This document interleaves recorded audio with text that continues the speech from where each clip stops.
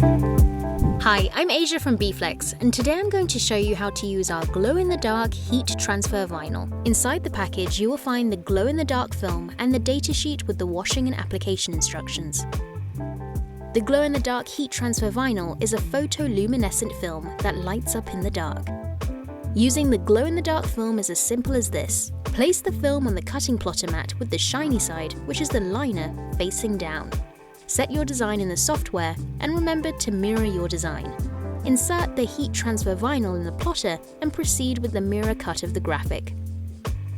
After the cut is complete, remove the film from the plotter and trim the graphic with scissors. Weed the excess material.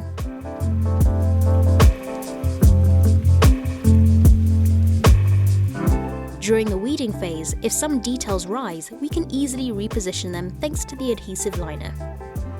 Now, the graphic is ready to be applied. The application on the garment can be done using a heat press or home iron.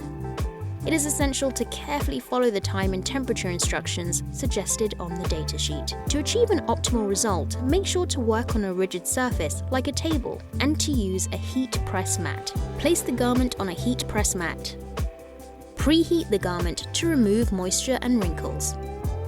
Place the design on the garment with the shiny side, which is the liner, facing up. Set the heat press following the time and temperature suggested on the datasheet. Now let's press the graphic, making sure to press the entire design area according to the time specified on the datasheet. Set the home iron following the time and temperature suggested on the datasheet. When using the home iron, it's very important to keep in mind to not use steam and to empty the iron tank of any remaining water. Our heat transfer vinyl does not require any protective film such as Teflon or parchment paper, but to facilitate the sliding of the iron on large graphics, as in this case, we use parchment paper. Let's press the design with circular movements on its entire surface.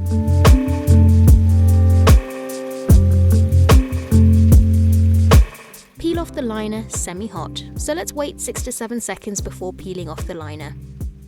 If a part of the graphic rises during the peeling phase, we can reposition the liner on it and press it again. Our t-shirt is now finished.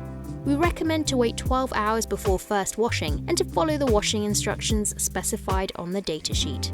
If you want to use this design for your applications too, download the file in the description. Bye!